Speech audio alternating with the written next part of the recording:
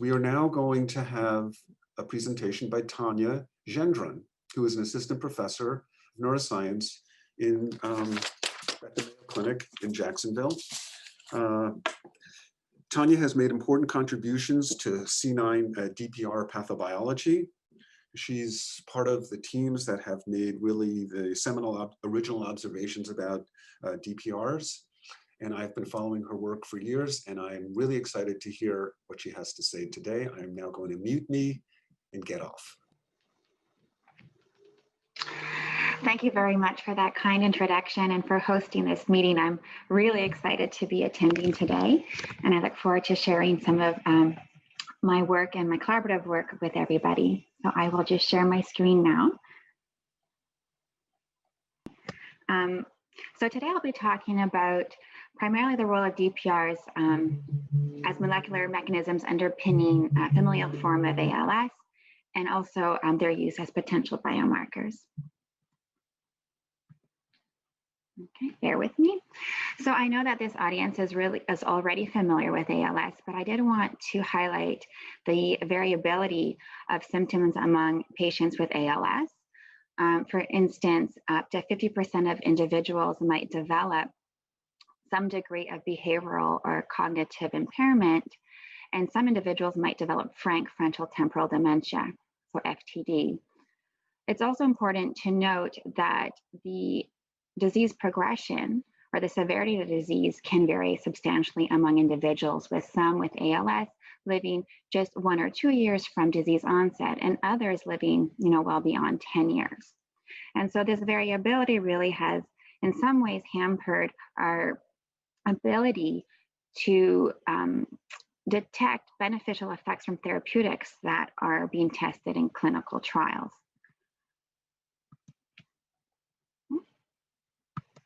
Sorry, my slides don't seem to be moving forward.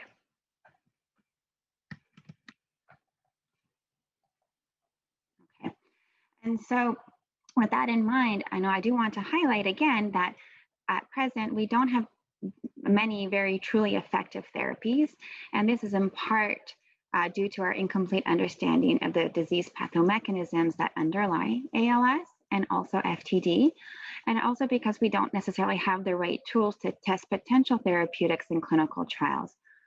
Now I provide a long list here, but I want to emphasize 2 key points, is that when we test drugs in a clinical trial, it would really be ideal if we had a way to better prognose individuals in terms of their rate of disease progression. And this would allow us to tease out the beneficial effects that a drug might be having that might be difficult to see if we have groupings of individuals that have varying disease progression in the treatment and the placebo arms.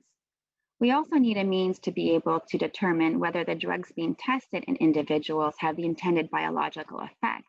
And seeing as we are trying to treat molecular changes that happen in the brain and spinal cord, this is not something that we can easily see. So we need other ways around that to show that our drug is having the effect that we would like. So in terms of deciphering pathomechanisms of ALS, this really became, I want to say, more simple, if you will, when the repeat expansion in C9orf72 was identified as the most common known genetic cause of ALS and FTD. And then this discovery really gave us a starting point to investigate potential mechanisms in this familial form of ALS, with the hopes that we could then translate those findings to sporadic ALS as well.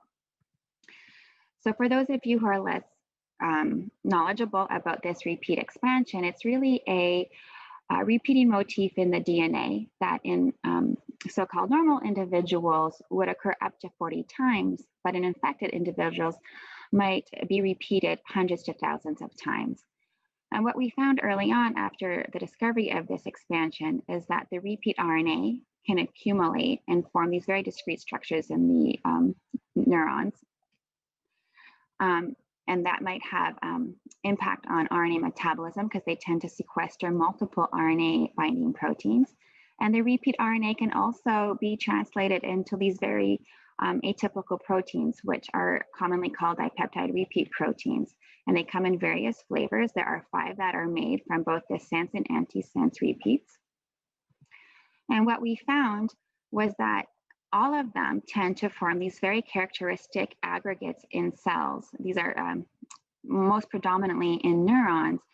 And so these cytoplasmic aggregates that you see are found throughout the brain of individuals. And the fact that they are so aggregated does suggest that these proteins are largely insoluble.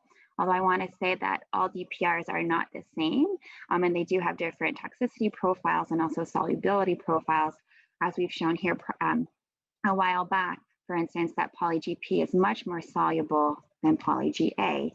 And I mention this here because we will return to this point later.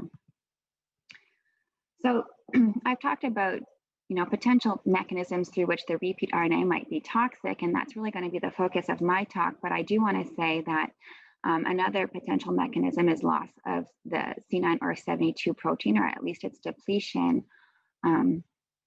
But at the very beginning, we wanted to see if repeat RNA itself, so in the absence of the whole C9orf72 gene or depletion of C9orf72 protein, would be sufficient to drive the pathological traits that we observed in patients with this repeat expansion. And so to do this, mice were developed that express expanded repeats in their brain. And we were happy to see that they, in fact, develop the key traits of C9 ALS FTD. We saw that they had RNA foci in the nuclei of their cells, and we also saw that they expressed these DPR proteins in their brain. And what was even more exciting was that if you target that repeat RNA using an antisense oligonucleotide, which we call C9ASO, or I might refer to as antisense therapy, we can really abrogate the accumulation of the repeat RNA and the DPR proteins. Very intriguingly, these mice also develop pathology of endogenous TDP43 and other stress granule resonant proteins. And this pathology is also decreased by antisense therapy, as we've quantified here in panel E. What we also found is that when you measure neurofilament proteins in the plasma of these mice, you can use it as a marker of their neuronal degeneration. So for those of you who aren't familiar with neurofilament proteins, they are abundantly expressed in axons of neurons. And when these neurons become damaged or injured, as might occur in ALS, these proteins are released into the fluid bathing the brain, the cerebral spinal fluid, and then ultimately make their way into the blood. So higher levels of these neurofilament proteins in CSF or plasma, for instance, are indicative of more neuronal injury. And what you can see here, when you look at plasma neurofilament in mice with an expanded repeat, they are elevated compared to control mice, and that the ASO is able to mitigate this increase in neurofilament, indicative that the ASO is providing some degree of neuroprotection. This to us means that neurofilament in plasma or CSF might be a very useful biomarker in clinical trials to determine if the drug being tested is neuroprotective. And we also have data suggesting that it will be a very good tool to help us better stratify patients into more uniform groups. So what we did here is we measured another neurofilament protein. This time it's phosphoneurofilament heavy in CSF from individuals. These are sporadic patients with sporadic ALS or with C9 ALS. And we find that compared to healthy individuals, neurofilament levels are markedly higher. And most important is that neurofilament levels in CSF really strongly correlate with survival, and that patients that have high levels of neurofilament don't survive as long as those that have lower levels. So it provides a means to track what we believe would be the normal course of disease in those individuals. And it allows us then to better stratify our patients so that we could see whether or not the drug is having a beneficial effect. These mouse studies also led to the discovery of yet another putative biomarker, and that is CSF Poly-GP. So here is a very similar mouse model that expresses expanded repeats in the brain, again showing that when you treat it with a C9ASO, we abrogate the DPR pathology in the brain. But what I want to highlight here in particular is that we see a decrease in poly-GP levels in the mouse CSF, when they are treated with this ASO. And when we look at correlations between CSF Poly-GP and occurrences in the brain, we see that it correlates strongly with how much DPRs are present in the brain, how much repeat RNA is being expressed, and the number of cells that have RNA foci. So we can essentially use CSF from these mice to gauge what's happening in the brain. And so because of this, we do think that CSF Poly-GP would make for a very useful tool to determine that target engagement is in fact occurring in clinical trials for treatments that target the repeat RNA or the production of DPRs. So it's that's noteworthy that not only can we detect GP in CSF from mice, but we can also detect it in the CSF from individuals with a repeat expansion, be they asymptomatic or be they diagnosed with ALS or frontotemporal dementia. And not shown here, we also show that GP levels are relatively stable over time within an individual. And so we do believe this will facilitate their use as a biomarker for target engagement, because it should allow us to see any drug-induced changes in its levels. And so the take-home messages for this section really are that neurofilament proteins might inform prognosis in patients with ALS. We and the field in general have strong support for this. And it's also possible that we could use it to gauge the neuroprotective benefits of potential therapies. Likewise, CSF Poly-GP, we believe, shows great promise as a pharmacodynamic biomarker. In fact, some antisense therapies that target the repeat are currently being tested in clinical trial, and neurofilament proteins and Poly-GP are being investigated as putative biomarkers in these trials. We've also shown that the G4C2 repeat alone is sufficient to cause many of the traits that we see in patients with a repeat expansion. But this by itself doesn't really point to any specific contribution of DPRs. And this was a question that early on, after the discovery of the repeat expansion, was very intriguing to me. So what we did to investigate whether DPRs might contribute to ALS and FTD caused by an expansion was we measured Poly-GP levels in different brain regions of expansion carriers that were diagnosed as having ALS. These are neuropathological diagnoses, or as having frontotemporal lobar degeneration with or without ALS or motor neuron disease. And essentially FTLD is the neuropathological equivalent of FTD. And what we found is that when you look in the cerebellum of these individuals, those with frontotemporal lobar degeneration had significantly higher Poly-GP levels than patients with ALS. And this was quite intriguing because we don't normally associate the cerebellum with as a so-called affected region in ALS, but in patients with a C9 repeat expansion, they do harbor quite a lot of pathological traits. And it's interesting also because the cerebellum has been linked to having a role in cognition. And so does Poly-GP contribute to C9 ALS? Well, when we looked at associations with Poly-GP in the brain and different clinical pathological features, we found that it did not associate with age at disease onset or with survival. So we don't think it's a very large contributor, if at all, to the pathogenesis of repeat expansion carriers. However, we did find that in patients with ALS, higher cerebellar Poly-GP does associate with cognitive impairment. And we also found that it correlates with levels of repeat-containing transcripts, which further bolster its use as a marker of target engagement for repeat-containing RNA-based therapeutics.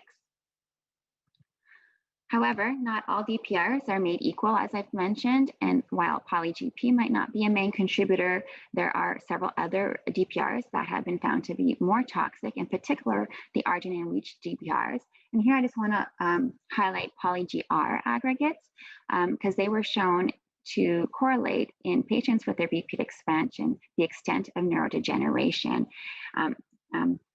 in the frontal cortex. So we see this for Poly-GP, and we also see this for the frequency of phospho-TDP43 inclusions.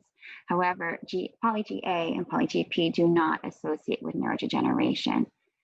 In mice, if you overexpress poly-GP, poly-GR, we see that in its aggregated form, it is capable of sequestering endogenous TDP-43, but when it is present in the diffuse manner, as shown here, it does not. And we see this using antibodies both to total TDP and phosphorylated TDP.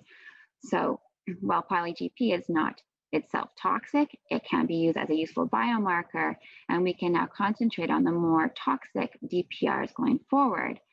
I do want to mention, however, that in studying DPRs in an unrelated disease, SCA36, we did come by some data that may suggest that the study of DPRs is not as straightforward as we think. And so this study was conducted on patients with SCA36. This is a spinocerebellar ataxia. And around the same time that the repeat expansions causative of C9 ALS were found, a very similar hexanucleotide repeat was found to cause SCA36. So here I demonstrate it with this schematic whereas a GGGGCC repeat causes C9 ALS, a TGGCC repeat expansion causes SCA36, although this repeat expansion is in the NOP56 gene rather than C9orf72. And so there are some obvious dissimilarities between C9 ALS and SCA36. SCA36 is a late onset, slowly progressive cerebellar ataxia, and its disease duration is quite long in contrast to what we see for patients with C9 ALS. But they also have some commonalities, not the least of which is their GC-rich repeat expansion. RNA foci accumulate in both diseases, and we also have some clinical symptoms that are shared, but we wanted to specifically determine whether the TGGGCC repeat expansion could be translated and produce DPR proteins. So when you look at the potential DPR proteins that could be made from the SCA36 repeat expansion, we see that 5 are possible, 2 of which, poly-GP and poly-PR, are common to C9 ALS. And we looked at whether they could be translated using different constructs where we had different numbers of these TGGGCC repeats. And when we measured poly-GP made from these repeats, we see that they are made in a repeat-dependent fashion. So you need a certain number of repeats before you see the production of poly-GP. And we were also able to confirm that we can get RAND translation from the other reading frames by using tags that were in frame with each DPR. And you see this here by immunofluorescence for poly-WA and poly-GL. And again, you can note the repeat-dependent translation of WA and GL by Western blot. But what about in patient tissues? First, we looked at whether we could detect PR aggregates in cerebellum and other tissues of patients with SCA36, and we found indeed that they are present, and they are just as infrequent in patients with SCA36 as they are in C9 ALS and FTD. We also looked at poly-GP levels in brain lysates from postmortem tissues from patients with SCA36. And what I show here on the left is that we can certainly see poly-GP throughout different neuroanatomical regions of postmortem tissues from SCA36 patients, with the levels being most high in the dentate nucleus, which is one of the more affected regions of patients with SCA36. And on the right, we compare poly-GP levels in these 4 neuroanatomical regions between C9 ALS and SCA36. And what you could see is that in most instances, we have comparable GP levels or higher GP levels in SCA36.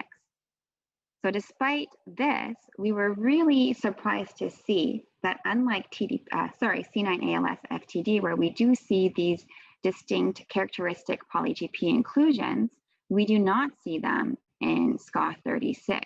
So we know that the poly-GP is being produced. For some reason, it's just not aggregating. So we sought to examine this using a different method where we took frozen tissues and we submitted them to fractionation so that we could collect soluble fractions and an insoluble fraction. And what you can see when you measure GP levels in these fractions is that in SCA36, these bars shown in blue, most of the poly-GP is in the soluble fraction, whereas it's mostly insoluble in C9 ALS, supporting the aggregation, the lack of aggregation, if you will, of poly-GP in SCA36. So then, what is driving this divergent poly-G pathology between these two diseases? We believe that there's at least two potential scenarios, and they're not mutually exclusive. And the first, it's quite possible that in C9 ALS, for instance, you get the production of poly-GA proteins, which we know are quite aggregation prone, and poly-GP, and then poly-GA would cross-seed poly-GP so that you get these aggregates that contain both proteins. Alternatively, perhaps some proteins are generated that are not pure DPRs, but rather they contain different DPRs within the same protein. So you'd have a protein, for instance, with poly-GA and poly-GP, and these chimeras, the aggregation of these chimeras would depend on the proportion of the insoluble versus the more soluble protein. What we see in patients with C9 ALS and FTD is that if you co-stain for GA and GP, we do in fact see that they sequester together. And this supports really either of these two hypotheses. And we see the same when we look at GA and GP in C9 back transgenic mice. But doing IHC or IF such as this doesn't really answer which is the right scenario. So we sought to examine this by creating several expression constructs. And what we did was create constructs that would express either poly-GA or poly-GP, and we co-transfected them into cells. And what you could see here is that when you look at the GFP tag GP, it's present diffusely throughout cells, whereas poly-GA, shown here in red, really forms these very punctate inclusions that are juxtanuclear. But we don't really see much merging of poly-GP into these poly-GA inclusions. So it doesn't seem, at least in this model, that GA is really helping the cross-seeding of poly-GP. So we then went on to look at a construct that encoded a protein that contained 50 GA repeats and 50 GP repeats. And when we expressed that in cells, we saw that, excuse me, that rather than maintaining the diffuse distribution that it normally has when expressed alone, GP now was forming these very dense-like structures reminiscent of the GA inclusions we saw in the previous slide, suggesting that here the chimera was forming these inclusions, and so poly-GP was essentially trapped within them. This slide here is essentially showing the same thing, but again, looking at the solubility of the protein. So these are lysates from the transfected cells that we discussed above. And what we show is that if you express only GP in cells alone, it remains in the soluble fraction. If you express GA alone, as anticipated, it is quite insoluble, which you can see here. If you co-express GA and GP, the GA expression doesn't really affect the GP solubility, it remains soluble. But if you have a chimeric protein with GA and GP, the insolubility is enhanced. So then, how do we go about seeing if chimeric DPRs are present in patient tissues? We adopted this approach where we essentially used a sandwich immunoassay where we pull down with a GA antibody and we detect with a GP antibody, and we confirm that it is specific using our cell model so that we could detect these chimeric proteins only in those cells that express chimeric DPRs. And then we applied this assay to the insoluble brain lysates from patients with C9 ALS or SCA36. And what we could see here when you look at the pink barred areas is that indeed we can detect what appear to be chimeras in C9 ALS, either in the frontal cortex or the cerebellar cortex. And so what I really would like to highlight here is that our findings in SCA36 pointed us towards the possibility that in C9 ALS FTD, chimeric DPR proteins might exist, and they might underlie the observed poly-GP aggregation we see in repeat expansion carriers with a C9 mutation. And so one wonders if, compared to pure DPRs, whether these chimeric DPRs have, with their altered solubility, have differences in their localization, their interactions with other proteins within the cells, and all of this could potentially modify their toxicity. So now our studies are looking at other potential DPRs, be they composed of GR DPRs and GP or GA, for instance, and how this might influence their potential contribution to C9 ALS FTD pathogenesis. I would like to close by thanking our many collaborators, and especially a thank you to all those individuals who have participated in our research studies through the donation of biospecimens via blood, CSF, or brain tissues. Without their participation, none of these studies would have been made available. And of course, I'd like to thank our funding, the institutes that have funded our research. And with that, I will stop sharing my screen. And I thank you so much for your attention. Thank you so much, Tania. I'm waiting to hear for some questions in the Q&A, but just one quick question I had is, do you have any information about the relationship between repeat length and perhaps aggregatability, the ability to make chimeric, so I mean, is there some threshold about in length that we need to consider? Yes, so first I'll answer this. When we looked at in brain tissues from individuals for whom we had DPR levels and repeat length size based on southern blotting, we don't see an association there. So longer repeats don't necessarily mean more DPRs are being made. However, that doesn't necessarily answer your question. So what we're now doing is trying to figure out what is like the threshold of like an aggregation prone, how many aggregation prone proteins have to be in a chimera with GP to induce its insolubility and its aggregation. So those studies are being done right now. Cool. Again, but in cellular models. So there's Dieter Ed Barrow has a question about how about chimeric DPRs in the CSF? Shouldn't all DPRs be detected equally well if they are chimera? I don't know if that is, I wouldn't think so, not necessarily. In our hands, at least, we can definitely detect poly-GA, for instance, in brain tissues, but do have difficulty detecting it in CSF. And we do wonder if it has to do with how aggregation prone it is, and perhaps it's not released into the CSF as easily as poly-GP. And I don't think that all chimeric proteins will be created equal. I think that if we do have these chimeras that are being produced, it's probably because of faulty translation or transcription, and that would not be a uniform problem across all DPRs. So I do think it's a very interesting question. And to be honest, we still know very little about chimeric DPRs. And to be quite truthful, confirming their existence is not trivial. There's no one method that could say proof positive of their existence. We just have to use the data that we have to see if there's a preponderance of evidence to suggest that they are being made.